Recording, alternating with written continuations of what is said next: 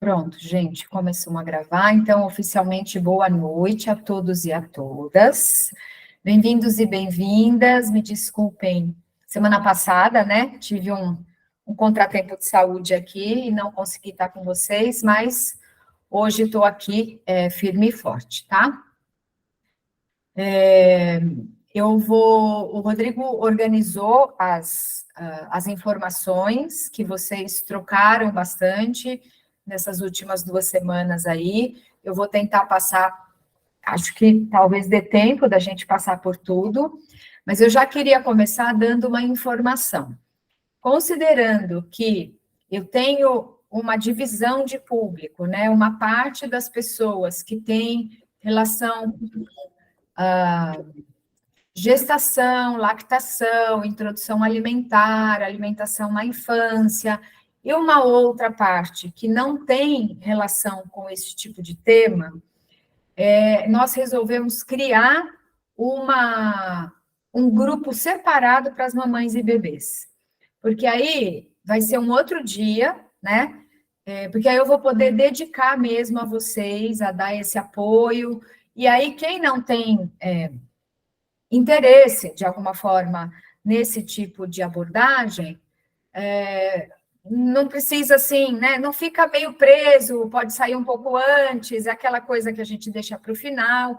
Então, hoje, eu vou começar do jeito que eu tenho começado sempre, né? Falando sobre a alimentação geral, que eu acho que vai atender bastante pessoas. A partir de amanhã, o Rodrigo vai entrar em contato pessoalmente com quem é lactante, gestante, tem bebezinho pequeno, tem crianças maiores, para montar o grupo, mas isso não significa que vocês, nessa condição de gestação, precisem sair desse grupo, porque esse grupo vai sempre tratar de uma informação ampla, que serve para as famílias, serve para a gente levar para a comunidade, serve para a gente levar para a vida, tá? É só que a gente vai separar para tratar de assuntos mamães, bebês e afins, num outro espaço que fica mais até reservadinho, vocês vão poder trocar mais entre vocês, como vocês já vêm fazendo, né? Vocês já estão fazendo isso aqui nesse grupo, mas então é isso. Então, quem é mamãe e bebê, essa categoria não precisa sair daqui, fique à vontade para continuar aqui. E aí a gente, a partir de amanhã, inicia, já passa as datas, que eu preciso olhar isso na agenda. Eu resolvi isso ontem à noite com o Rodrigo, olhando todas as interações, depois que ele fez todas essas anotações, eu vi que acho que vai ser muito produtivo para os dois grupos. Tá bom? Então, eu queria começar, a gente da última vez falou um pouquinho sobre panela, utensílio, e eu trouxe várias panelas minhas, né? Dessa vez eu trouxe mais algumas para vocês olharem, para quem não, eu acho que a maioria conhece, mas para quem não conhece, as panelas de arroz, então panela de arroz, panela elétrica, eu considero que é uma assim, literalmente uma mão na roda até. Essa aqui é bem pequenininha, isso aqui é para uma porção só. Eu estou até com o copinho aqui dentro, então, em geral, elas vêm com uma cestinha aqui dentro que dá para cozinhar legumes no vapor também. Então, ela é prática porque você coloca o arroz e tudo mais, liga aqui no botão, esquece da vida, porque ela desliga sozinha, tá? Então, essa é uma panela que eu recomendo vocês terem, ó, essa aqui é bem pequenininha, eu moro sozinha, ela me atende bem. Aí, uma outra panela que eu trouxe também, elétrica, essa já é bem mais robusta, ó. Deixa eu abaixar aqui o meu monitor, aí eu não preciso ficar fazendo força para vocês verem, ó. Então, essa aqui é uma panela de pressão elétrica, tá? Também acho bastante. Ela faz de tudo, ela faz arroz, ela faz feijão, grão de bico, faz sopa, tem até outras funcionalidades. E da mesma forma, ela vem com a panela por dentro. De novo, você liga a panela, a minha é eletrônica, né? Não é manual, ela é digital. Então, é só programar aqui, liga e esquece, ela desliga sozinha e mantém a comida quente, tá? Então, eu queria mostrar essas duas panelas para vocês, porque eu considero que, dependendo do perfil da família, da casa, acaba sendo interessante ter uma panela dessa, tá? E um outro utensílio, porque eu tenho falado muito, tenho percebido muito nas minhas falas ultimamente, para triturar o gergelim, para triturar a linhaça, para fazer, não consumir essas sementes inteiras. Então, eu trouxe para vocês verem o meu pilãozinho, isso aqui vocês compram na feira, uma coisa simples. Eu uso para pilar pouca coisa, dá para pilar tempero também. E também trouxe para vocês verem, vocês devem ter esses multiprocessadores pequenininhos, que são de mão, né? Que a gente conecta na base e tritura, bem facinho, tá? Então, isso aqui é uma coisa baratinha, quem tem ponto em cartão de crédito dá para pegar, porque é bem interessante ter um negócio desses. Tá bom, gente? Então, era só porque eu tenho falado bastante sobre esse negócio de consumir essas sementes trituradas, não consumir as sementes inteiras para o melhor aproveitamento das mesmas. E eu acho que esses pequenos utensílios, assim, são muito úteis na nossa rotina, tá? Essas panelas aqui são, assim, a panela elétrica de pressão é mais cara mesmo, eu acredito que ela esteja aí na faixa de uns 350, 400 reais. Alguém perguntou em algum momento aqui, que eu já vou, sobre sobre máquina de pão. Esqueci de trazer a minha de lá de dentro da cozinha, mas depois o Rodrigo ele pode mandar uma fotinho, né, dessas, mas é Mallory, Britânia, a minha é Britânia.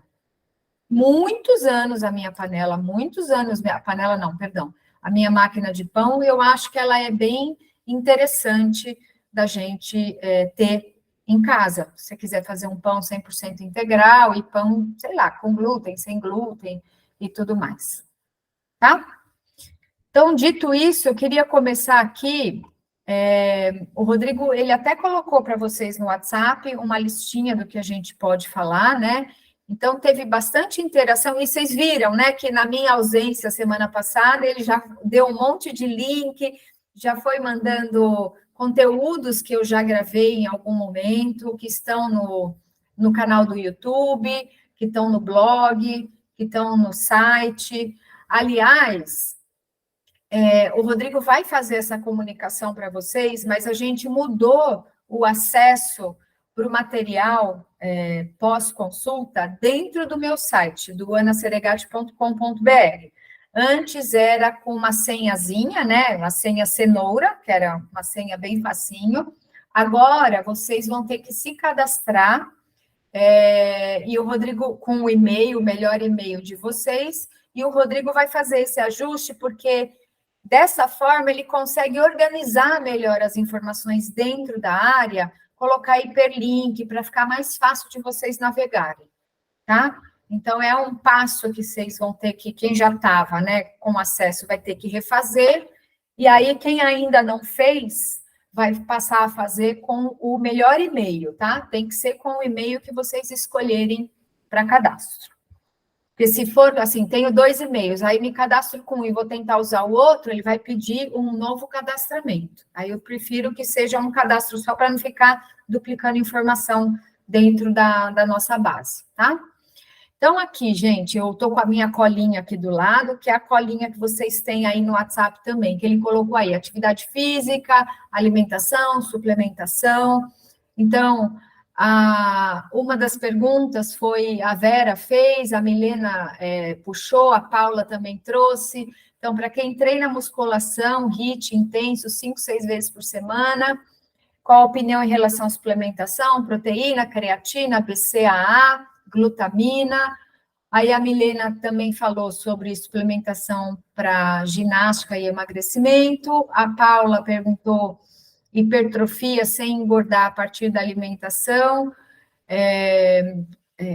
Aí tem a ver não com suplementação, mas com a questão de exercício, né?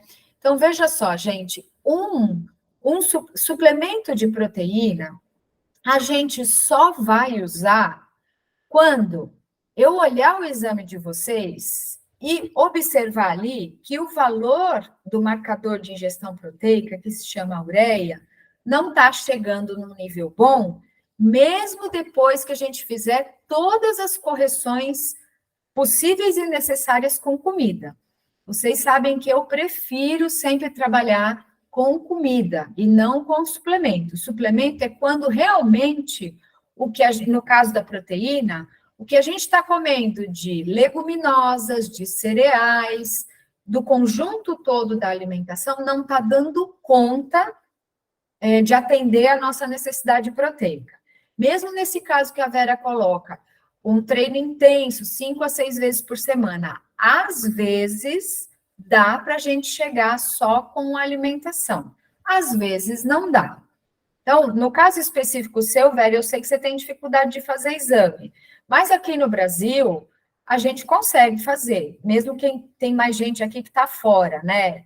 A Érica está fora, a Fernanda, que acabou de sair, também está lá de madrugada em Portugal, então não ficou. Então, fora do Brasil, é difícil eu conseguir ajudar, porque eu não tenho exame. Aqui no Brasil, a gente tem exame. Então, a gente só vai usar suplemento de proteína quando a gente observar que não está dando conta. No caso de quem não tem acesso ao exame, a gente tem que observar como é que está o rendimento, se a gente está percebendo o ganho de massa muscular, se está percebendo um bom rendimento no treino, porque aí não depende só de proteína, depende de carboidrato também. Então, suplemento de proteína só se o marcador de ingestão proteica não estiver de acordo, mesmo depois de todas as correções feitas. No caso específico, tem um suplemento, o BCAA, gente, assim, esquece BCAA. BCAA não vale a pena, de verdade. O BCAA é aminoácido de cadeia aromática, depois tem aminoácido de cadeia ramificada, que é a estrutura química deles, e quando a gente dá muito de um, a gente atrapalha a absorção do outro grupo. E este outro grupo de cadeia ramificada é onde a gente tem os aminoácidos que a gente usa para a produção, por exemplo, de serotonina. Serotonina é o hormônio que todo mundo conhece, que é o hormônio do bem-estar, o hormônio, né, que deixa a gente mais feliz. E aí, se eu tenho déficit de produção de serotonina, eu vou tender a ficar mais tristinha, enfim, estou falando de uma maneira simplificada. Então, BCAA não vale a pena suplementar. Se for suplementar proteína, é proteína, com todos os aminoácidos ali, num suplemento de proteína de arroz, de soja, proteína de um mix dessas proteínas, proteína de quinoa, proteína de ervilha, tá? Um elemento que pode ser útil para muita gente que pratica atividade física é a creatina. Eu tenho um grande colega nutricionista, também nessa linha vegetariana e vegana, e ele é atleta de competição. Ele compete na modalidade natação. Então, a gente estava outro dia conversando, ele falou, Ana, eu estou vendo o benefício, porque ele atende muitas pessoas que praticam atividade física pelo fato dele ser um atleta, né? E não é um atleta, ele é atleta mesmo, atleta de competição, por medalha, tudo, que, se Deus quiser, um dia a gente vai ver ele na Olimpíada. Mas o que ele me disse é que ele está estudando bastante, muito mais do que eu estudo essa área de esporte, e falando que tem benefício, sim, da gente usar a creatina, tá? Especialmente se praticar mesmo uma atividade física bem regular, aí por volta de uns 3 gramas por dia dá. E a creatina não precisa ser tomada antes do treino, depois do treino. Você tem que tomar ela, preferencialmente, sempre no mesmo horário, ao longo de 24 horas. Então, eu treino à noite, mas tomo a creatina de manhã.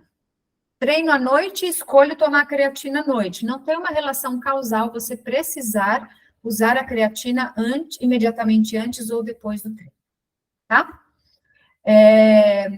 E aí, para dar um pouquinho, quantidades é mais difícil ainda, né? Terminando a pergunta da Vera aqui. É difícil, porque se a pessoa está com uma ureia de 12 e treina 6 vezes por semana, se a pessoa está com uma ureia de 19 e treina 6 vezes por semana, aí é muito individual, não dá para eu dizer para vocês, usa 20 gramas, 25 gramas, 30 gramas de proteína. Isso é bem individualizado, isso não dá para realmente ter uma resposta precisa, tá?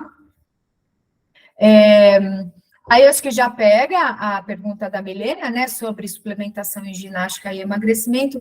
A gente acha, assim, hoje a gente está numa fase tem o meu professor, né, o Eric, fala que nós estamos na proteinolatria. As pessoas idolatram proteína como se fosse a última bolacha do pacote, né? Sendo que o nutriente mais importante, ou não mais importante, vamos colocar, tão importante quanto para a prática de atividade física, é o carboidrato. Não adianta nada você ter um bom suporte de proteína se a ingestão de carboidrato, que é aquela que vai ajudar a gente a produzir o ATP, que é aquela energia dentro da célula para a gente fazer todo o trabalho dentro da célula, em qualquer lugar, especialmente no músculo de perna, de braço, de abdômen, que é o caso do treino. Mas serve também para o músculo do coração, músculo respiratório, músculo que envolve outras partes, musculatura ocular, tudo isso precisa de carboidrato. O cérebro, por exemplo, ele não consegue pegar outro nutriente que não seja o carboidrato. Se a gente não consome uma quantidade de carboidrato adequada, o nosso corpo vai mandar sinalizadores, a gente vai destruir massa muscular para transformar em carboidrato para alimentar o cérebro. Então, tão importante quanto os alimentos fontes de proteína são os alimentos fontes de carboidrato. E me diga uma coisa, no reino vegetal, qual é o nosso principal grupo alimentar fonte de proteína? As leguminosas. Qual é o principal nutriente das leguminosas? Carboidrato. Leguminosas são riquíssimas em proteínas e abundantes, superabundantes em bons carboidratos. Então, eu não preciso complementar como se eu fosse comer um ovo. O ovo é zero carboidrato. Se eu optar pela proteína do ovo, no caso de uma dieta ovo-lacto-vegetariana, ovo-vegetariana, eu necessariamente preciso colocar um pão, uma batata, um arroz, uma quinoa, um milho, alguma coisa assim, tá? Deixa eu só botar o povo para dentro da sala aqui.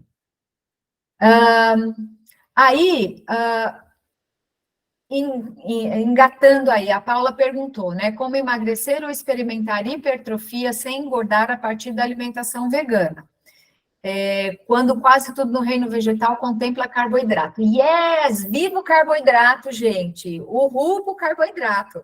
É isso que eu falei. Carboidrato não é um elemento ruim na nossa vida. Carboidrato é simplesmente o alimento do cérebro, a célula da retina não come outra coisa que não seja glicose.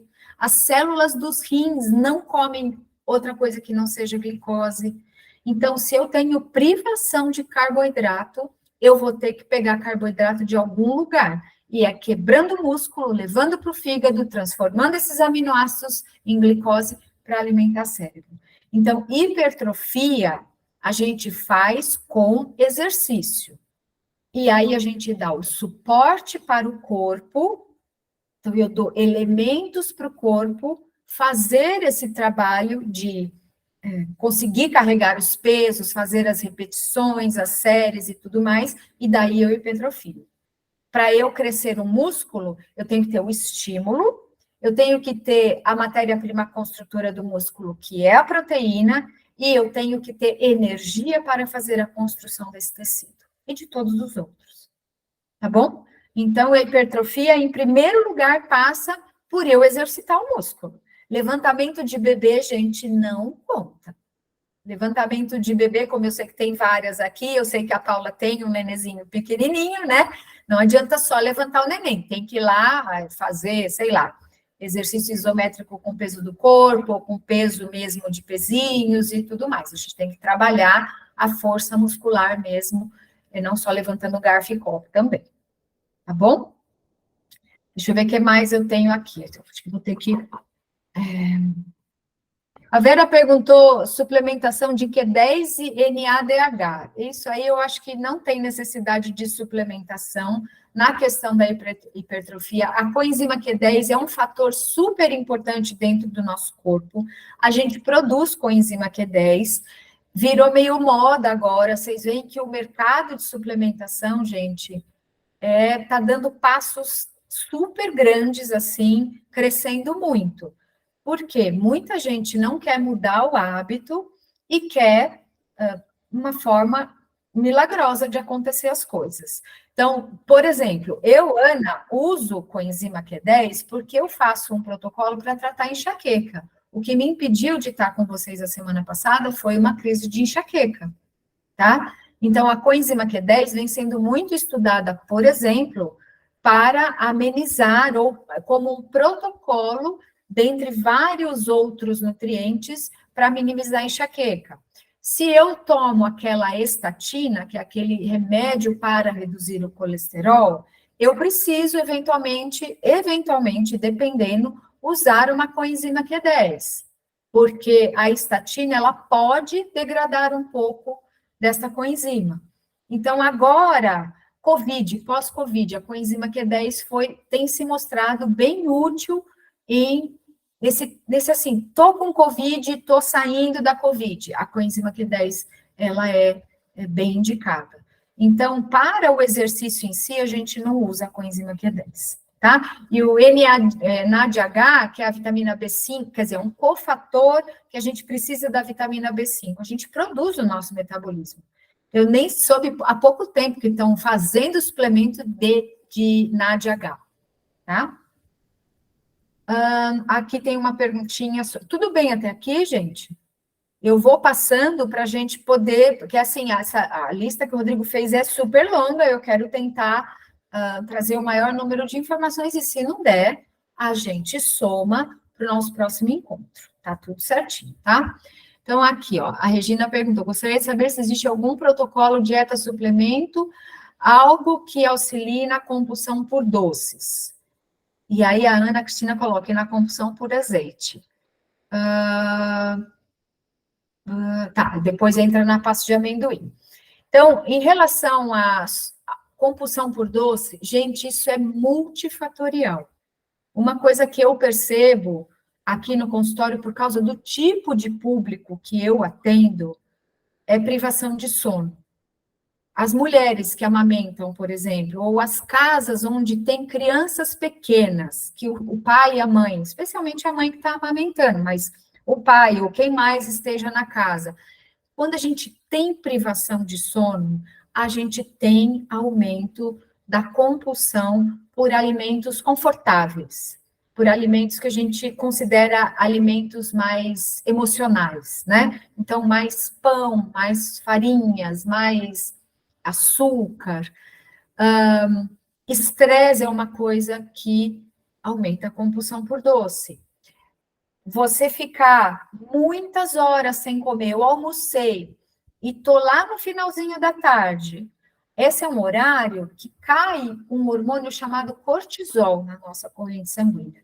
E o cortisol, que deixa a gente assim, alerta durante o dia. Ele nasce com o sol e se põe com o sol.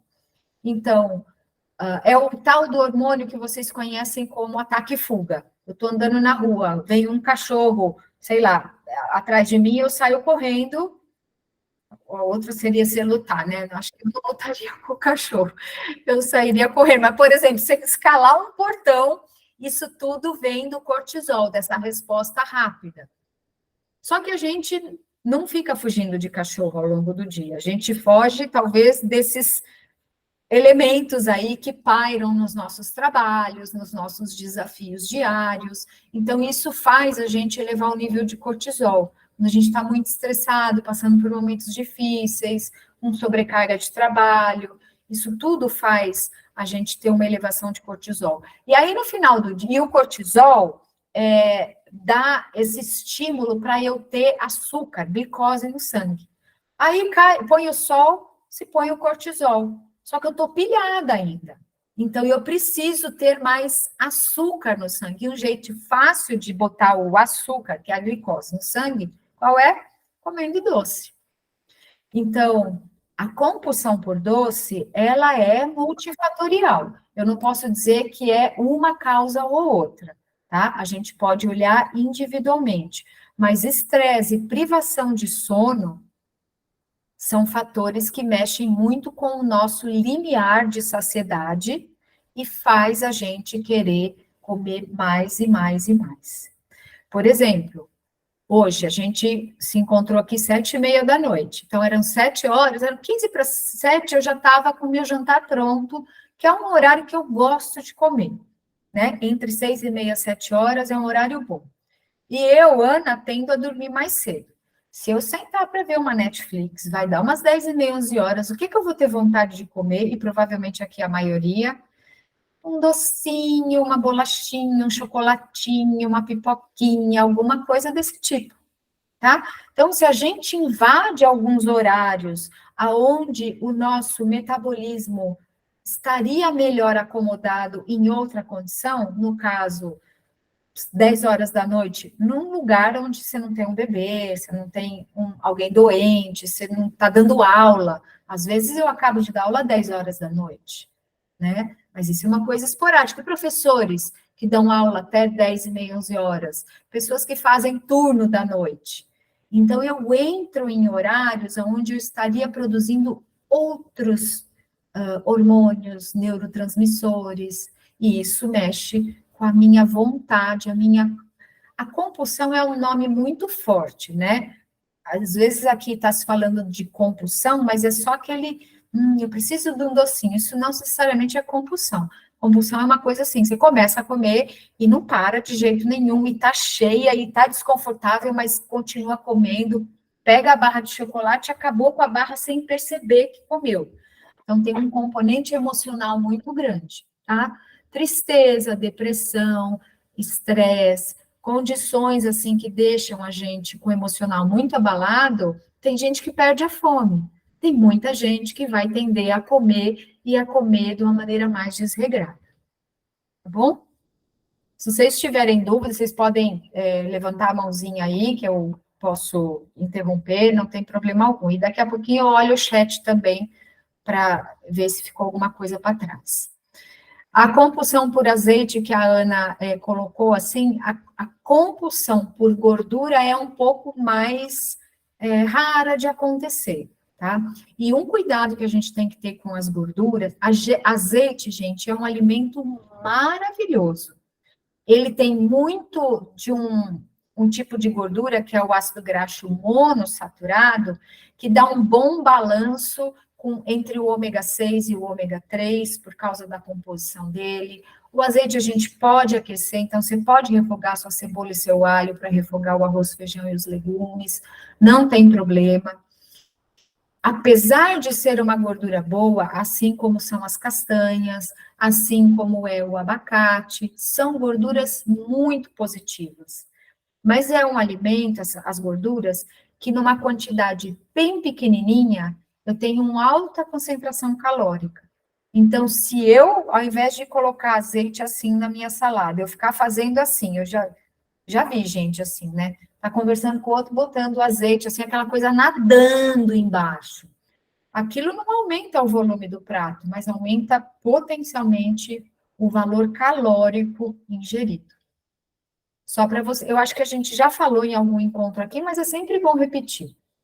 Se eu pegar 10 gramas ou 100 gramas de um carboidrato, de um açúcar, por exemplo, açúcar puro, que é puro carboidrato, eu vou ter 400, falei quanto? 100 gramas, né? Vamos com 10, que é mais fácil para não ficar muito esquisito.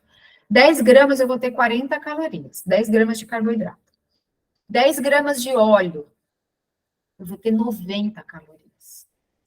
É mais do que o dobro, tá? As proteínas vão dar um valor calórico bem parecido com os carboidratos, mas diferente, por exemplo, o açúcar, que só tem carboidrato, e o óleo, que só tem gordura, eu não tenho um alimento que só tem proteína, a não ser que seja um suplemento 100% puro. Mas na natureza, se bem que o açúcar não é da natureza, né? E nem tampouco o óleo. O óleo a gente extrai o óleo e a gente faz o açúcar. Mas eu, por exemplo, eu tenho na cana. Nem na cana não dá, porque na cana vão ter outros componentes também que não é só o açúcar. Mas o que eu queria dizer para vocês é assim, comparando carboidrato com gordura, eu tenho mais do que o dobro de calorias na gordura, tá? Então, 90 calorias em 10 ml de óleo, 40 calorias em 10 gramas de açúcar puro, que é só carboidrato. Então, aqui temos uma outra pergunta sobre pastinhas, benefícios e pontos negativos da pasta de amendoim. O amendoim, eu não sei se vocês sabem, já leram, o amendoim é um feijão. O amendoim faz parte da família do feijão carioca, do feijão preto, das coisas que vêm dentro de favas, tá? Só que o amendoim é um elemento estranho neste grupo, porque ele tem um teor de gordura extremamente alto. Então, para nós, nutricionistas, a gente não classifica o amendoim nas leguminosas, a gente classifica o amendoim nas oleaginosas, nas castanhas, sementes de abóbora, macadâmia, castanha de caju. Então, a gente costuma colocar o amendoim neste grupo por causa da densidade de gorduras. Então, assim, pontos positivos, porque pasta de amendoim é uma coisa conhecida por todo mundo, é agradável, é fácil de combinar, tá em muitas receitas. Então, que benefícios eu tenho? De ter um bom teor de proteína. Quando eu quero, por exemplo, aumentar o valor calórico da alimentação, pessoas que precisam ganhar peso, eu posso usar, por exemplo, uma pasta de amendoim, uma pasta de qualquer outra oleaginosa. Pode ser uma pasta de castanha de caju, pode ser uma pasta de gergelim, pode ser uma pasta de amêndoa, pode ser uma pasta de qualquer oleaginosa, tá? Um ponto negativo que eu nem sei, assim, eu acho que é exatamente isso. Se eu estou querendo reduzir o meu peso, eu tenho que fazer uma restrição de ingestão desse tipo de alimento, da pasta de amendoim ou de qualquer outra oleaginosa, tá? Quando a gente faz ou tem um cuidado com o volume calórico ingerido, né? Eu estou querendo reduzir o meu peso, a gente não usa, muito menos abusa das sementes e das castanhas. A gente dá preferência por duas delas, pelo fato delas carregarem outros nutrientes que são importantes. A gente vai dar mais preferência para a chia e para a linhaça, porque elas carregam o ômega 3, elas são as únicas com altíssimo teor de ômega 3, então não dá para eu abrir mão delas. Eu preciso consumir, no mínimo, 2 colheres de sopa por dia de uma dessas duas sementes. Lembrando, pilar ou triturar a semente de linhaça. A chia eu posso triturar ou hidratar, tá? A linhaça não dá só para hidratar. Mesmo ela hidratada, formando aquele gelzinho, às vezes o suco digestivo não consegue ainda furar aquela casquinha dela que é bem dura. A mesma coisa vale para o gergelim. Não dá para comer gergelim inteiro, porque aquela casquinha dele é dura, a gente não consegue mastigar tudo, a gente vai encontrar gergelim, linhaça, chia enfiada no meio dos dentes, nesses sulcos que a gente tem, né, das polpas do dente, assim, que eu não sei o nome dessas estruturas, né, essas reentrâncias dos dentes. Então, eu preciso triturar. Eu vou dar, então, preferência para a chia e para a linhaça por causa do ômega 3, e vou dar preferência para o gergelim por conta do cálcio. Todos vocês aqui que já passaram em consulta comigo já me ouviram falar do cálcio. Cálcio é importante, cálcio é um elemento difícil da gente equilibrar na dieta. Eu preciso emprestar tudo que eu tenho da natureza para poder equilibrar a minha ingestão de cálcio. E o gergelim é um item, é o alimento mais rico em cálcio que a gente conhece. Só que não dá para abusar pelo seu alto valor calórico. Então, aí, individualmente, a gente conversa quanto cada um vai consumir, tá? Deixa eu ver aqui o que mais. Sobre leguminosas. Tudo bem assim da gente ir nesse ritmo, gente? Deixa eu abrir um pouquinho aqui o chat para ver se tem perguntas. Vou daqui. Então, boa noite. Bebê de quase 1 ano que não come e não dorme.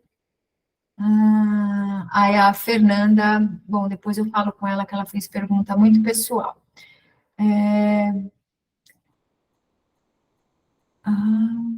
Corpos cetônicos na urina podem indicar deficiência de carboidrato. Não sei se eu ponho os óculos, se eu tiro os óculos. Essa é uma outra pergunta. Cuscuz de milho é um carboidrato saudável? Cuscuz de milho é um carboidrato saudável, assim.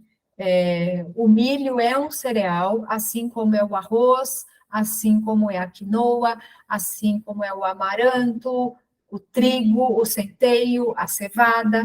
A diferença, gente, é que o milho é transgênico, né? A gente teria que preferencialmente consumir um milho orgânico, porque as sementes são transgênicas mesmo, são monoculturas tanto da soja quanto do milho, usadas mundialmente para alimentar a pecuária, tá? É uma fração muito pequena destinada ao consumo humano. Então, é um cereal nutritivo. Eu recomendo, sempre que possível, comprar produtos de milho, milho de pipoca, flocos de milho, fubá, a espiga do milho, preferencialmente comprar orgânico, tá? E dos cereais todos, o milho e o arroz são os que têm o menor teor proteico. Não é que é baixinho, baixinho de proteína é a batata, são as frutas e as batatas, né? Cará, inhame, mandioca, mandioquinha, então os tubérculos e as frutas são os que no reino vegetal têm o menor índice proteico. Todos os alimentos do reino vegetal, todos os grupos, né? Exceto o grupo dos óleos e exceto o grupo dos açúcares. Todos os outros, cereais, leguminosas, verduras e legumes, frutas, castanhas, eles têm algum teor de proteína. Alguns grupos mais concentrados, como o caso das leguminosas, que são super concentradas em proteína. Os cereais, que têm uma concentração menor do que as leguminosas e com variações dentro deles. Se eu pegar a aveia tem em torno de 17% de proteína. Uma leguminosa tem em torno de 25% de proteína. Aí eu vou pegar o arroz, o milho, ele vai ter ali 7, 8, 9% de proteína. Então, dentro dos cereais, eu tenho uma variação, eu tenho uma faixa que vai mudando ali. Se eu pegar a média dos cereais, dá 13% de proteína, mas a aveia tem 17%, o arroz tem por volta de 8, 9%. Tá?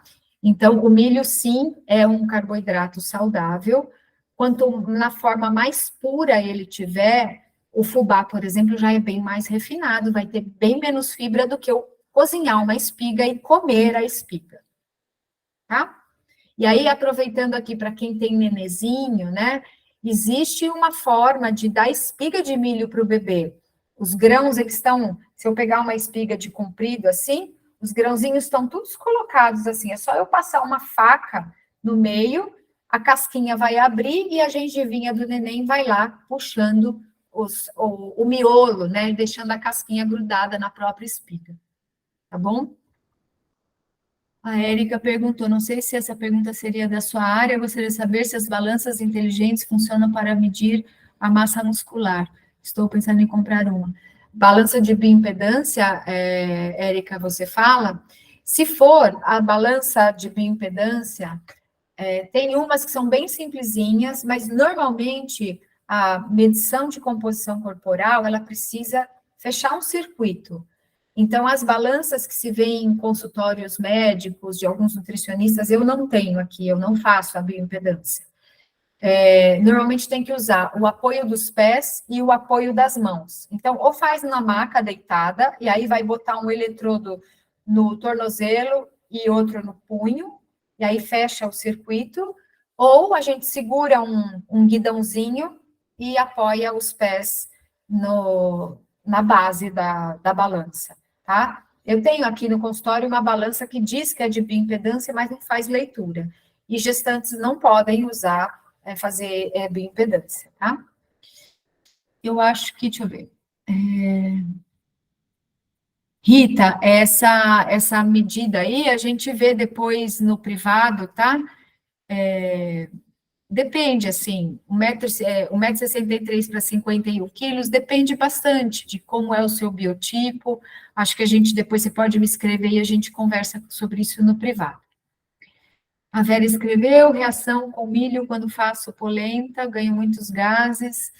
Então, falar em gases, eu acho que já pego aqui, que vocês trouxeram um pouquinho sobre, teve uma discussão, que eu acho que vou passar um pouquinho mais para baixo, bem grande sobre a questão de desconforto com gases aqui. Deixa eu só achar aonde que está, porque o Rodrigo fez uma coisa super mega organizada aqui, que é o desconforto gástrico.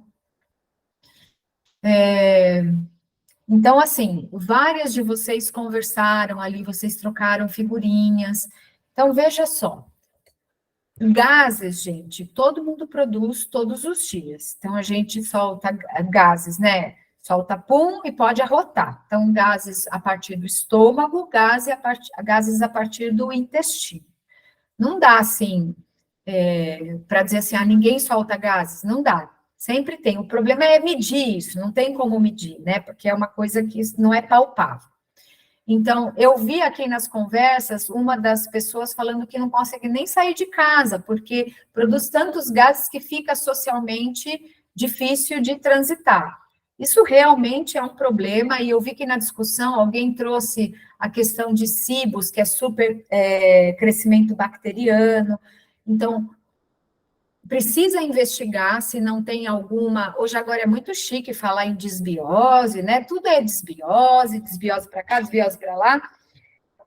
Só que o componente alimentar é bem importante. Eu, pessoalmente, tenho aqui no consultório algumas pessoas que, mesmo com uma alimentação muito boa, totalmente integral, vegetal, natural, têm dificuldade com gases, né? E pessoas também que têm muitos gases porque comem muita comida processada, às vezes o feijão não fica de molho.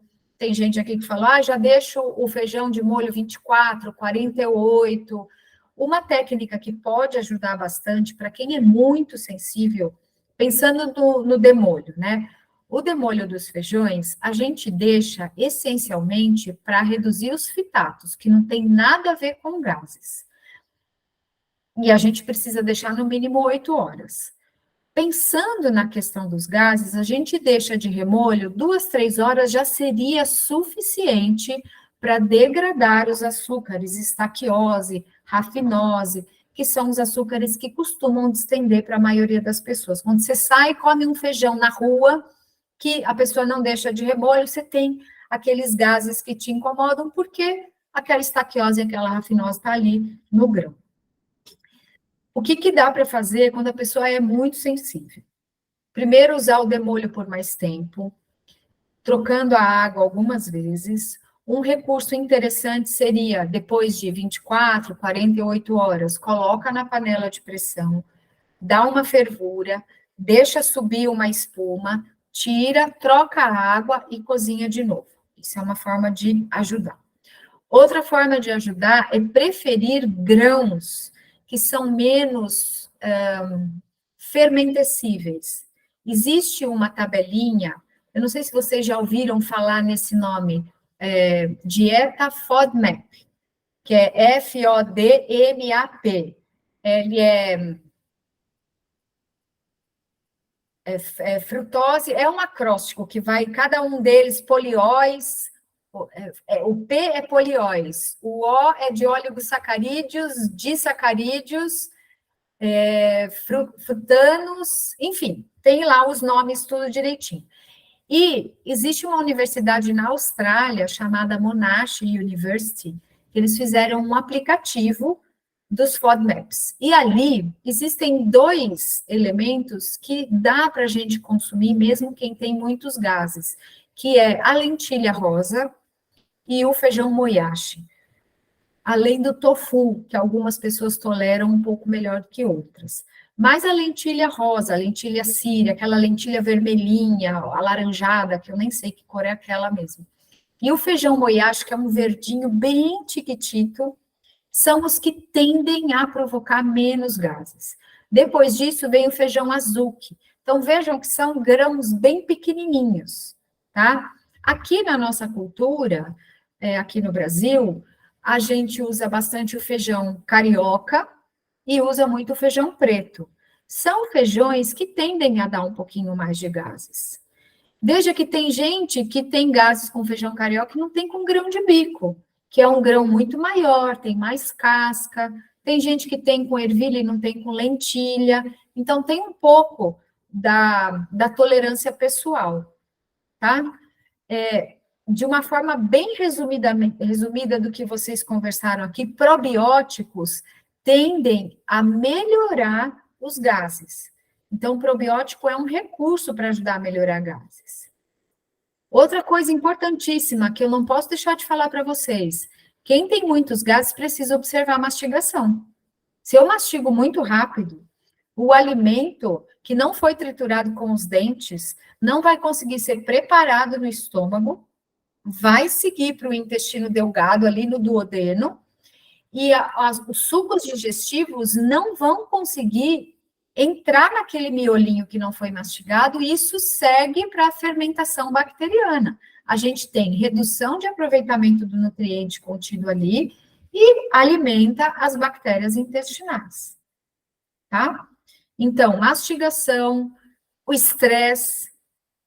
Quando eu estou muito estressado, muito estressado, eu boto o meu sistema simpático para funcionar. O parasimpático me acalma, o simpático me acelera. Quando eu estou com o sistema simpático ativado, eu não produzo suco digestivo direito. O simpático ativado é o que me faz pular o muro, fugir do cachorro. É esse que me dá força. Então, eu aumento a irrigação nas pernas para eu sair correndo. Eu faço constrição, eu preparo o meu corpo para não sangrar, eu produzo um pouco mais de fibrinogênio ali. São fatores protetores para caso eu me machuque, por exemplo. Então, num estado de que eu estou muito estressado, eu estou muito com o sistema simpático ativado, eu tenho redução de secreção dos sucos, tanto do estômago quanto do intestino. Eu não vou digerir direito, tá? Então, essa questão de gás, gente, ela é muito multifatorial, é individual, é importante uma boa mastigação, comer com calma. Se tá com pressa, é melhor, assim, deixar a refeição para depois. Se está vivendo num estresse constante, se possível, revisitar a causa desse estresse, nem sei, às vezes não dá, né? Você está em luto. Eu, quando fiquei em luto, que meu pai morreu, não dava para falar assim, acalma, não fica estressada, não fica triste. Não tem jeito. Tem coisas que são inerentes de situações que a gente está passando. Tá? Deixa eu ver se nessa conversa aqui dos gases, eu já vou olhar o chat, sobre outra coisa que a Vera colocou aqui, barriga inchada no final do dia. Então, pode ser depois de um dia inteiro de trabalho. O final do dia, se a gente for emprestar conhecimentos da medicina indiana, comecinho da manhã, lá por volta de 5, 6 horas da manhã, e lá por 5, 6 horas da tarde, é o horário que os ares movimentam no corpo. O elemento vata, né, da medicina indiana, está mais presente, é um horário que a gente elimina mais gases. Então, temos que pensar essa questão da barriga no final do dia. Tem a ver com o que comeu no almoço, não mastigou, ficou muito estressado, não fez a digestão direito, é um tanto que deixa um desconforto, está com desbiose, está com esse SIBO, que é esse supercrescimento bacteriano fora do lugar que deveria crescer. A gente tem muito mais bactérias no intestino grosso do que no intestino delgado. Às vezes, muda de lugar e cresce onde não deve, tá? E, assim, no caso de uma situação como essa, uma desbiose muito grave, eu tenho uma super nutricionista parceira, que aí eu até recomendo que a consulta vá com ela, porque ela é especialista em saúde intestinal, assim como eu, Ana, sou especialista em materno-infantil, ela é especialista em saúde intestinal geral. Então, caso alguém esteja experienciando aqui, posso indicar minha colega para ajudar. Deixa eu ver o que mais aqui. É deixar de remolho, demolhar. Eu acho que é isso. Aqui vocês conversaram uma coisa bem importante. Alho e cebola tá naquele primeiro, tá no último, no P, dos polióis ali. Alho e cebola tem muito poliol. Então, o alho especialmente, e o brasileiro cozinha com o quê? Alho e cebola, né? Quem ainda não experimentou tirar o alho e a cebola, é esquisito, gente, cozinhar sem alho e cebola, mas dá para cozinhar, dá para você usar, se quiser fazer uma experiência, cozinha sem nada, dá para cozinhar com gengibre raladinho ou picadinho, dá para cozinhar com alho poró, apesar de que é uma variedade do alho, mas o alho mesmo, aquele, a cabeça do alho, ele é bem fermentecível mesmo, tá? Acho que foi isso que vocês conversaram, então acho que dá para a gente mudar de assunto. Deixa eu olhar o chat aqui.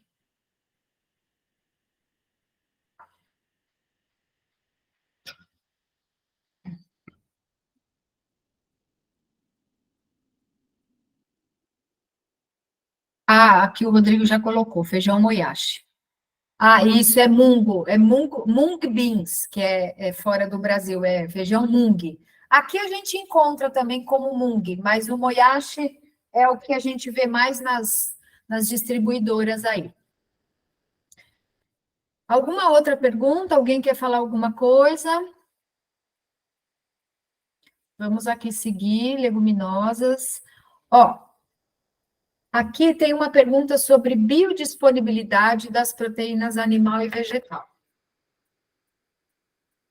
A gente já não usa mais esse conceito, gente. As proteínas animais e vegetais são compostas por aminoácidos, tá? A menor unidade, se eu for pegar, por exemplo, um colarzinho de pérolas, cada bolinha é um aminoácido diferente e combinados em posições diferentes vão compor a proteína do músculo do coração, a proteína da célula do fígado, a proteína do olho, a proteína da mucosa do nariz.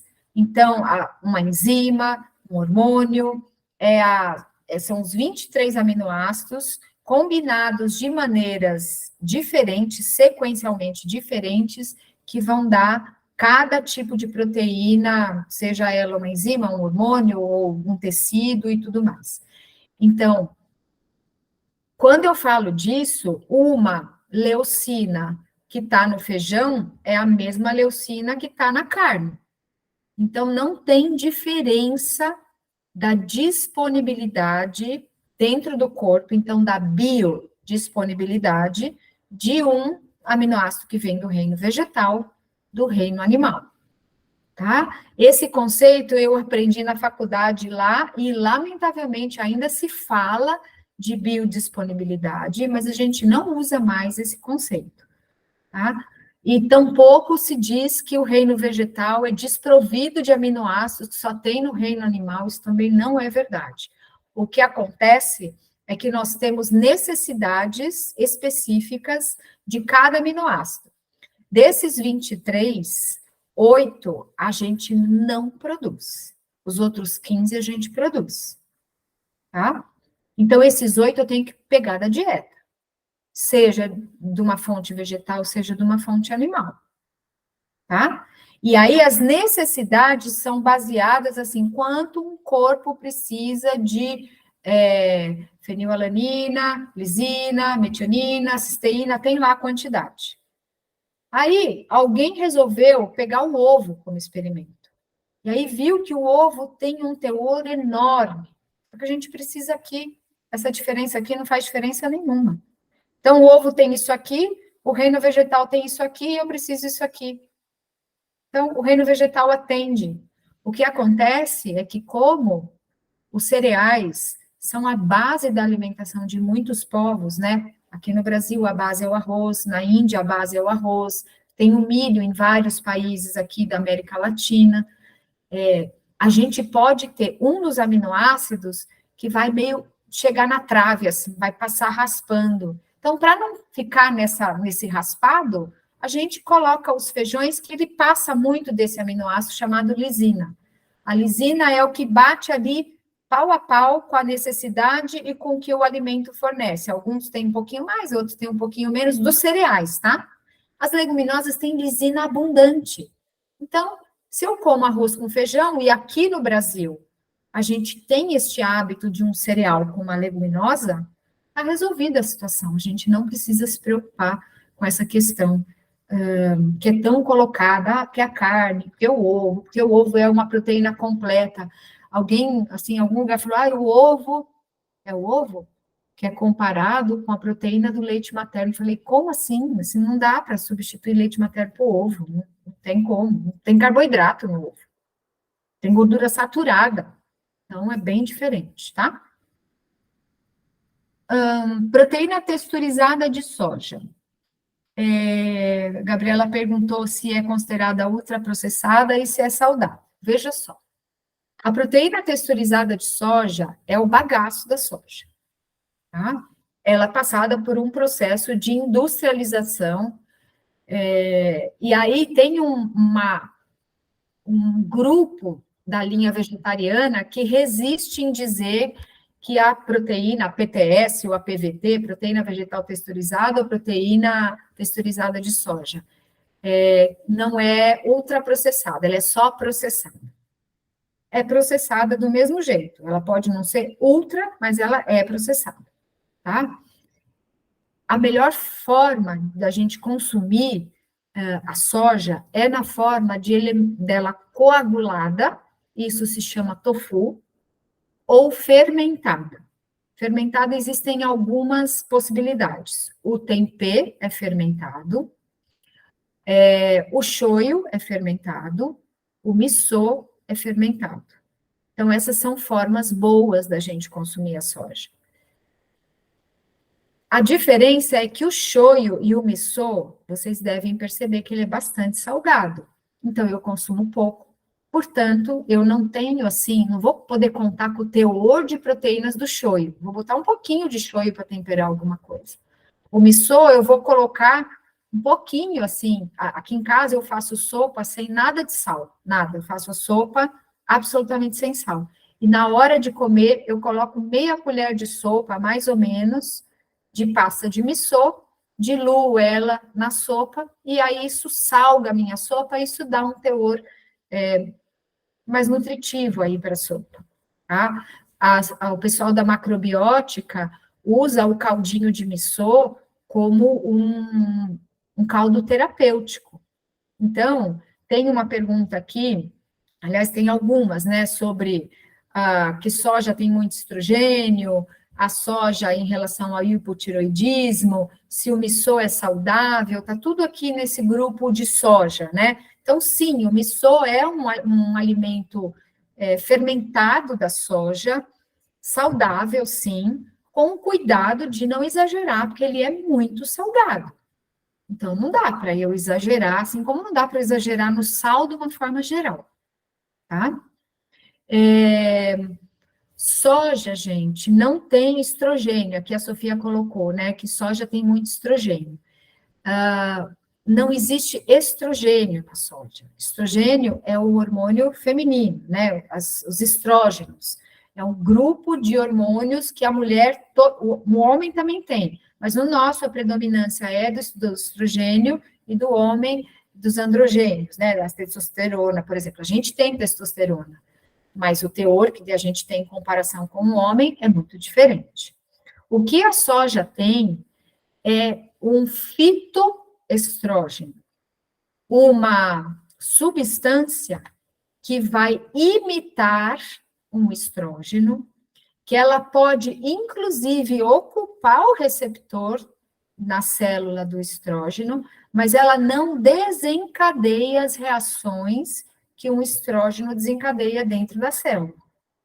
Ao contrário, é muito estudado o efeito protetor de um fitoestrógeno de ocupar esse receptor e bloquear ali, no caso de câncer de mama, por exemplo, eu tive câncer de mama, eu tive que tomar um bloqueador hormonal. um elemento que ia lá no lugarzinho que o estrógeno ocupa, bloqueia para o estrógeno não encostar no receptor, porque isso, para quem tem câncer, favorece, né, o nível de estrógeno muito alto. Então, um fitoestrógeno, ele é um fator, nesse caso, protetor para câncer. Falar, não pode, quem teve câncer de mama não pode comer soja. Muito pelo contrário, tá?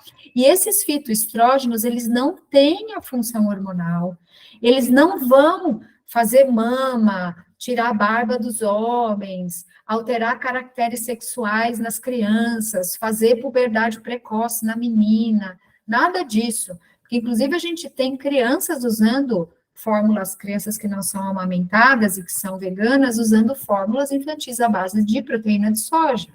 E está bem documentado na literatura que não tem nenhum risco de comprometer a parte hormonal, tá? Da mesma forma, gente, essa coisa da tireoide, vocês já ouviram falar de soja e tireoide, né? É tão assim, é tão curioso o raciocínio que fizeram, que vocês vão ver. A soja é rica em flavonoides, em antioxidantes. E para eu produzir o hormônio tireoidiano, eu preciso oxidar. Então, eu não posso usar um antioxidante. Mas aí, não é certo dizer só da soja, eu não poderia usar nenhum alimento que é antioxidante, não podia comer fruta vermelha, não podia comer caroteiro, não podia comer vitamina C, porque o que eu preciso oxidar, produzir peróxido dentro da região da tireoide para produzir o hormônio de tireoide. A soja tem um antioxidante, que ia atrapalhar esse meu processo necessário de oxidação. Então, não tem sentido. Vocês concordam comigo? Então, eu não posso comer nada que seja antioxidante, não é só a soja. É tudo que é antioxidante. Não posso comer nada do reino vegetal. Tudo tem antioxidante. Arroz negro, a beterraba, o mamão,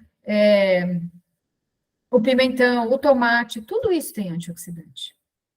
Tá? Deixa eu ver aqui, acho que teve uma pergunta aqui no chat.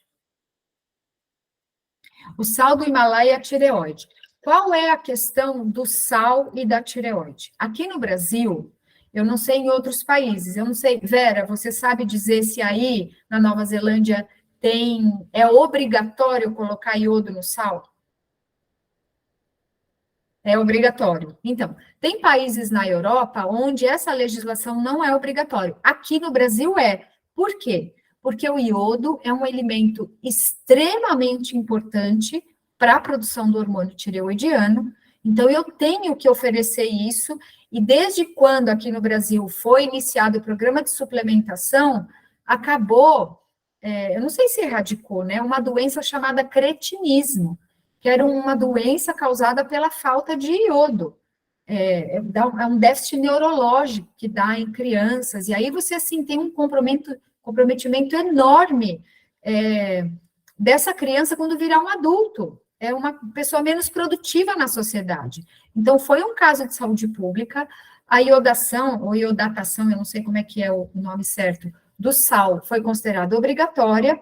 Então, quando veio o sal rosa do Himalaia, é um sal tirado de uma montanha. E aí vinha para cá e assim, é mais saudável, tal, mas não tinha iodo. Agora, os sais, todos eles, são obrigados, e o sal rosa do Himalaia entrou na legislação para ser iodado também.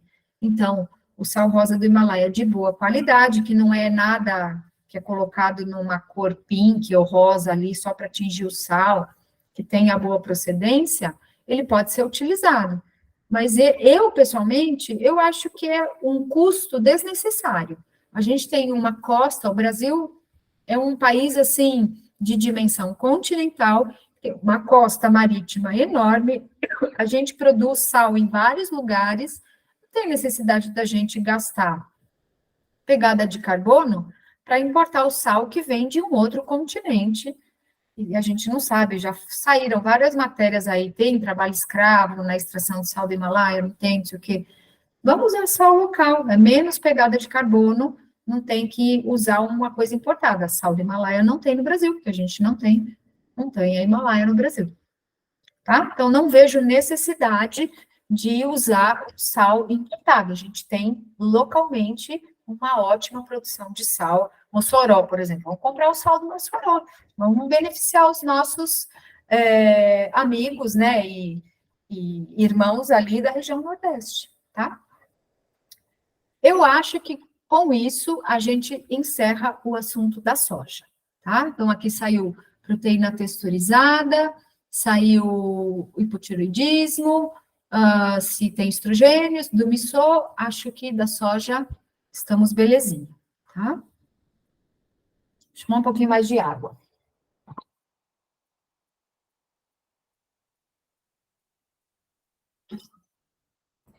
Ó, seguindo na sequência aqui que o Rodrigo fez aqui, o guia para mim, para todos nós, né? Agora a gente pode falar de cálcio, a Fernanda, que eu nem sei se a Fernanda está aí ainda, mas ela estava no comecinho. Dicas para bater a meta diária de ingestão de cálcio. Pois está difícil chegar nos 1.000. Olha só. Primeiro eu queria ampliar um pouquinho, né? 1.000, no caso da Fernanda. Eu, por exemplo, não preciso de 1.000, eu preciso de 1.200. Mulheres que passaram de 50 anos e homens que passaram de 70 anos precisam de 1.200. Quem precisa de 1.000? Crianças a partir de 4 anos até 8 anos, então de 4 a 8 anos. De 8 a 19 anos precisa de 1.300. Aí depois dos 19, né, 20 anos, até 50 no caso das mulheres e até 70 no caso dos homens, de 1.000. Então, 1.000 é a maior faixa da população, assim, vamos dizer, né? Um bebezinho até 1 ano são 260, 1 ano a 4, 700, 4 a 8, 1.000, 8 a 19, 1.300, 19, 20 até 50 ou 70, 1.000, e acima disso, 1.200. Então, é difícil mesmo, gente. Não é fácil, e mesmo quem consome laticínio tem uma certa dificuldade em chegar nesses 1.000 miligramas. Eu sei que eu converso muito com vocês, de várias pessoas aqui, para tentar ajudar a chegar nessa faixa. Como eu falei um pouquinho antes, o alimento que mais tem cálcio em 100 gramas é o gergelim. 100 gramas de gergelim, gente, que são 3/4 de xícara de chá, dá aproximadamente 100 gramas de gergelim, tem nada mais, nada menos do que 800. Algumas tabelas falam 835, outras tabelas falam 900 e alguma coisa. Acima de 800, vamos arredondar para 800. 800 miligramas de cálcio. Agora, não é possível comer 3/4 de xícara de chá de gergelim. O valor calórico é muito grande, vai, assim, atrapalhar a vida de muita gente. Então, a gente vai recomendar 1 colher de chá de sopa, 2 colheres de sopa. E sempre que eu falo de colheres, gente, aqui, próxima vez eu trago, mas vocês devem saber. Eu estou falando aqui de uma colher, tá? A colher do meu faqueiro lá de dentro de sopa é maior do que essa. Eu já vi colher de sopa menor do que essa. Aquelas super chiques, que não são desse formato, são redondinhas, toda cheia de, né? Mas tem as colheres padrão, essas colheres que a gente usa para fazer receita e tudo mais. Quando eu falo das colheres, eu estou sempre falando das colheres padrão. Porque fica assim, mas a minha colher é pequenininha.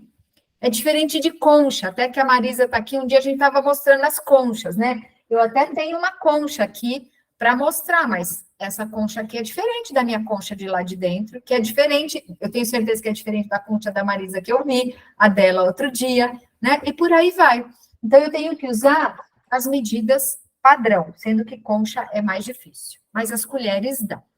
Então, eu posso usar de 1 a 2 colheres de sopa de gergelim triturado, ou de tahine, que é um pouco mais pesadinho até, vai ter uma concentração de cálcio maior, porque quando eu faço a trituração do gergelim, fica mais levinho, né? Então, vai caber menos volume na colher do que um tahine vai caber ali. Então, preciso ter isso, mas não dá para exagerar. Folhas verdes escuras, só para vocês terem uma noção, gente. 100 gramas de couve vai ter em torno de 150 a 170 miligramas de cálcio. 100 gramas de couve são 5 folhas. Minha mão, imagina assim, mais uns 3, 4 dedos para fora, assim, ó, 5 folhas desse tamanho. Ninguém come, não sei, alguém aqui come 5 folhas de couve num dia? Vocês comem 5 folhas de couve deste tamanho, assim? Inteirinha? Misericórdia.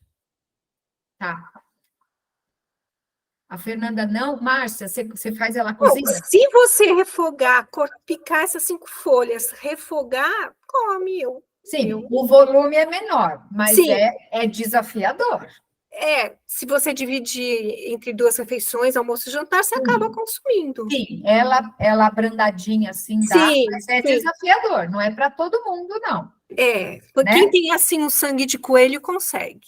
Pronto. Então, talvez você e a Marisa ali que também fez que sim com a mão, né? Mas, de qualquer forma, não é a maioria. E aí, se você faz um prato mais diversificado, eu teria que comer, por exemplo, 5 folhas de couve todos os dias. Não começa a ficar factível. Mas é importante eu ficar com 1, 2 couves num dia, aí eu como um punhado de rúcula no outro, eu como um punhado de agrião no outro, eu como um punhado de brócolis no outro, de folha de mostarda, de quiabo. Então, eu vou rodiziando esses verdes e vou conseguir aí 100, 150 miligramas, se eu comer, no caso, as 5 folhas de couve, tá? Ou similares aí. O agrião, quando eu dei uma aula o ano passado, retrasado, eu pesei o agrião, 100 gramas de agrião, é enorme. Aí eu peguei o agrião e refoguei. Ficou, sabe aquela colher de servir? Ficou uma colher de servir daquela. É que agrião refogado, as pessoas falam, agrião refogado? Sim, agrião refogado. Rúcula refogada, dá para comer, fica bem bom. E é isso assim que a Márcia falou, né? Ela come bastante couve. Não é o habitual, mas come bastante. Então, dá para comer couve refogada, agrião. O agrião, os 100 gramas dá numa refeição só.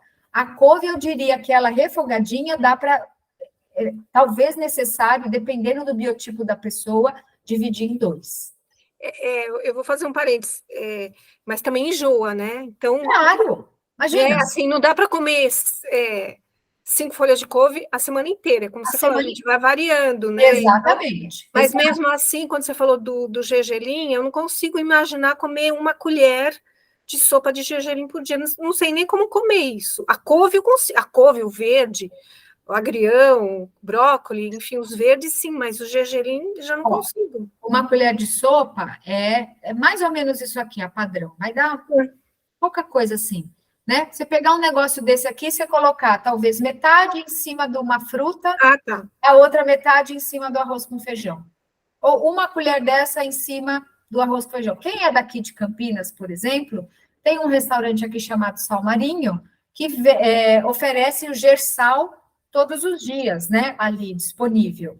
Então, dá para colocar em cima do arroz.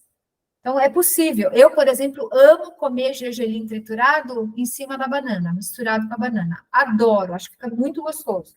E aí vai da criatividade. Então, vamos lá. Os verdes escuros, eu falei do gergelim. Que outro alimento vai ter ali? O tofu, dependendo da marca. Já vou olhar o chat aqui, tá? O tofu, dependendo da marca, se é uma marca coagulada com sulfato de cálcio, como é o da Ecobras, como é o da Samurai Tofu, o da Agronipo, eles têm um teor maior de cálcio do que, por exemplo, aquele outro orgânico do Sítio Boa Esperança, que é coagulado com cloreto de magnésio, tá? E, gente, quem gosta de leite vegetal, isso é de uma ajuda sem noção, porque a gente chega a ter leites vegetais no mercado que tem 400 miligramas de cálcio em 200 ml, ou em 100 ml, vamos lá, 100 ml, 200 miligramas. 100 gramas de gergelim, 800 miligramas. 100 gramas de couve, 150 miligramas. Então, é mais fácil eu beber o cálcio do que comer o cálcio. Isso diz o meu professor, né?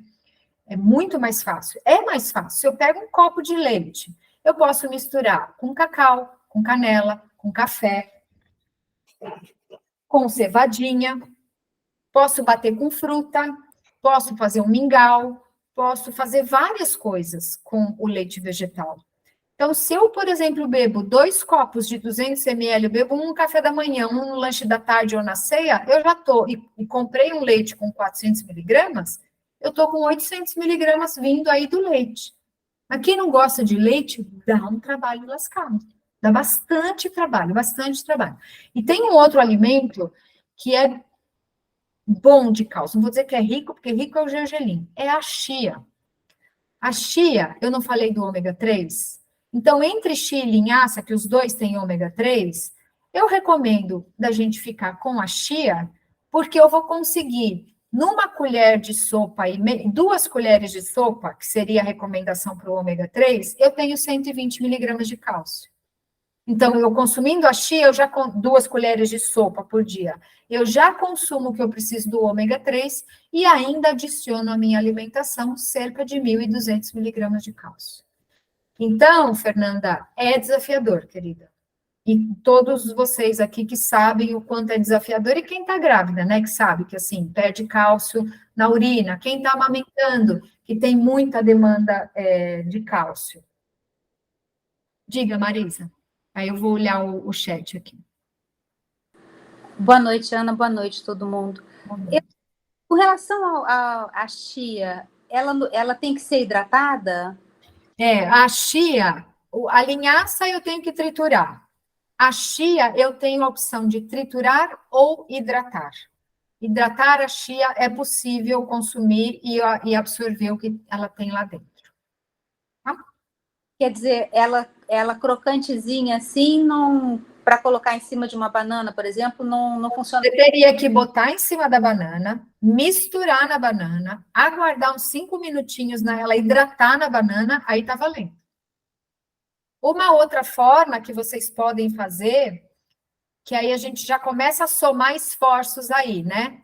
Vocês podem colocar 2 colheres de sopa de chia para hidratar num leite vegetal contendo 400 ml, e aí colocar esse produto, né, que vai virar um pudinzinho aí. Colocar no meio de uma fruta, comer colocando um pouquinho de geleia por cima. Dá para fazer algumas coisas, por exemplo, esse pudim de chia feito com leite vegetal enriquecido é uma grande oportunidade de consumir de uma maneira adequada. Vamos ver aqui o chat.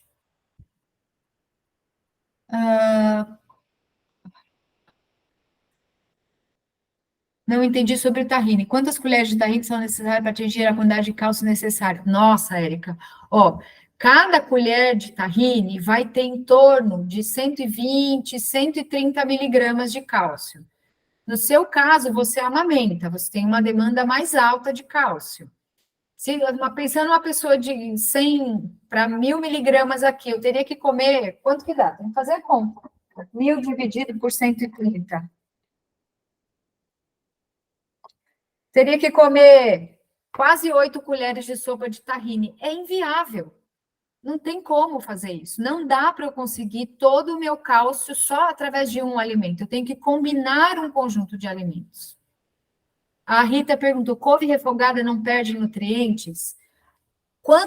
No caso especificamente da couve, a couve ela vai ter cálcio, fibra, caroteno, magnésio, vitamina C.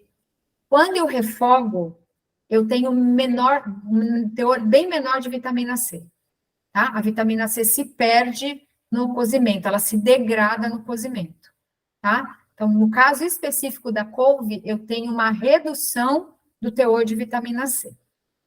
Gergelim torrado perde a quantidade de cálcio? Não, o cálcio não é, por exemplo, no caso da couve, se eu comer ela crua, cozida, gergelim tostadinho ou sem tostar, o cálcio não se modifica, ele não é sensível ao calor.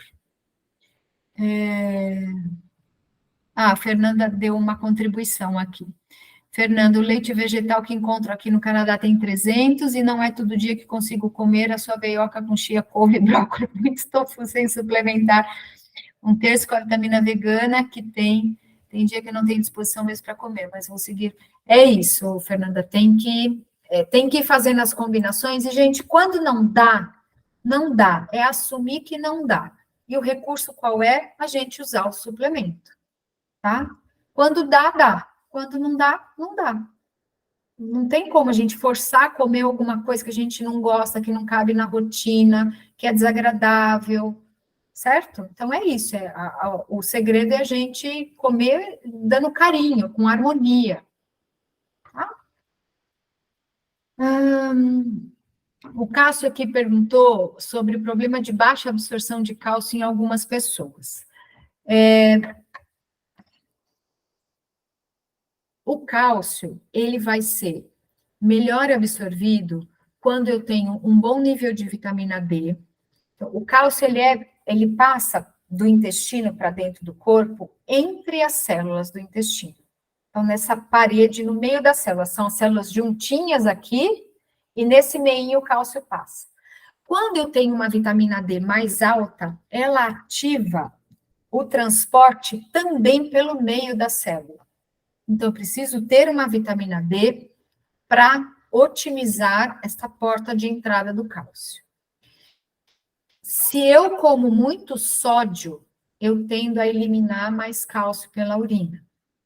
Se eu não tenho uma flora intestinal adequada, que produz ácidos dentro do intestino, ácido butírico, né, o butirato, propionato, que são ácidos produzidos por bactérias que deixam o nosso intestino mais ácido, e essa acidez favorece a absorção. Então, se eu não tenho a produção desses elementos, eu não tenho uma boa absorção de cálcio. Eu posso ser uma pessoa que tenho essa característica, eu acho que ele perguntou por causa, né, especificamente de uma característica de estar com todos os marcadores certos e ainda assim não conseguir chegar no cálcio urinário. Eu posso falar por mim. Eu sei que eu ingiro uma quantidade grande de cálcio por dia, já calculei. Eu ainda tomo suplemento. E o meu cálcio urinário, às vezes, meio que bate na trave, não chega ali num tanto. Então, tem um outro marcador que, às vezes, a gente usa com algumas pessoas, que é o CTX, que é uma enzima que a gente dosa para ver como que as coisas estão. Enfim, eu acho que no caso do Cássio, depois, a hora que eu não sei se o Cássio está aqui, acho que não, né? Mas aí depois, se ele assistir, tá aí? Não, a Carol que tá aí. Aí depois a gente amplia um pouquinho disso. Então, eu acho que do cálcio era isso. Deixa eu ver quem mais escreveu aqui no chat. Nós estamos quase 9 horas, né? Existe relação entre o consumo em excesso de cálcio e cálculo renal. Olha só. O cálculo no rim, normalmente, não é sempre, é por oxalato de cálcio. O cálcio é um elemento que vai atrapalhar a absorção do oxalato pelo intestino. Então, se eu tenho cálculos no rim por oxalato de cálcio, eu tenho que evitar de comer os alimentos que são fontes de oxalato, no caso, espinafre, acelga, a folha da beterraba, a beterraba em si, mas especialmente a folha, e o cacau. O cacau não é uma coisa que a gente exagera, ou não deveria exagerar, tá? O espinafre é o carro-chefe daí. Então, tá com oxalato, não é que não é para comer, é para moderar, porque tem gente que come espinafre todo dia. Vai dar verde, espinafre. Faz couve, espinafre. Couve, espinafre. É melhor do que espinafre, couve. Espinafre, tá? Inverte a nota musical aí. E o cálcio, então, é esse elemento. Se eu como um espinafre e eu tenho um alimento rico em cálcio ali, e o espinafre, no caso, também é um alimento rico em cálcio. O espinafre é um paradoxo, né? Mas eu coloco mais cálcio ali para atrapalhar a absorção do oxalato. E quando eu tenho cálculo no rim por oxalato, eu tenho que usar muito ácido cítrico. O que vocês associam? Limão, fruta cítrica, limão, laranja, mexerica, abacaxi. Sendo que o limão é um que tem um valor calórico muito baixinho, eu posso fazer água com limão várias vezes, assim, posso tomar, e isso pode me ajudar, porque é o citrato que vai quebrar as pedrinhas do oxalato. E quando a coisa é muito séria, aí só um médico mesmo para prescrever o citrato para dissolver as pedrinhas. Tá bom, Carol? Então, o excesso de cálcio não vai causar o cálculo no rim. O cálculo no rim é um outro componente. Excesso de vitamina C pode sim causar cálculo no rim, tá? Talvez assim, acho que agora pensei assim, num outro raciocínio que a Carol associou, quando eu tenho excesso de vitamina D, vocês já ouviram falar que vitamina D intoxica? Muita vitamina D, a pessoa pode intoxicar. Não é a vitamina D que intoxica. O efeito colateral nocivo de ter uma vitamina D acima de 150, por exemplo, é que ela absorve tanto cálcio que eu posso calcificar meu rim. Porque é o rim que joga o cálcio para fora. Então, existem protocolos médicos que usam vitamina D em altas doses para tratar, por exemplo, doenças autoimunes. Então, nesses protocolos, existe a proibição de consumo de alimentos contendo cálcio, justamente para não fazer um cálculo no rim. Não sei, Carol, se foi esse tipo de pergunta que você fez, porque eu raciocinei da forma mais simples e agora lembrei dessa resposta. Tá? Gente, nós temos aqui, alimentação e envelhecimento. Eu acho que eu iria mais um tiquinho, não sei, são 9 horas. Paramos e continuamos mês que vem, que também 9 horas da noite, né? Tem bastante coisa ainda, metade, eu acabei não falando nada de materno infantil, né? Eu me propus hoje a falar e acabei assim, agora que eu vi a hora, gente, me desculpem. Realmente me perdi aqui na hora. Mas, para as mamães de plantão, para quem não estava, eu repito, a partir de amanhã, o Rodrigo vai entrar em contato, porque nós vamos fazer um grupo só de mamães e bebês, tá? Para poder dar espaço para a gente conversar abertamente e não ocupar o tempo, né? E a hora das pessoas que não têm interesse no tema materno-infantil. Tá bom? Então, eu acho que eu vou encerrar, gente, porque 9 horas da noite, amanhã eu começo cedo, acho que alguns de vocês começam cedo também, tem gente que precisa dormir aí, tem gente que está no modo neném, tá? Mais alguma pergunta, alguma coisa que posso tirar de dúvida rapidinho aqui?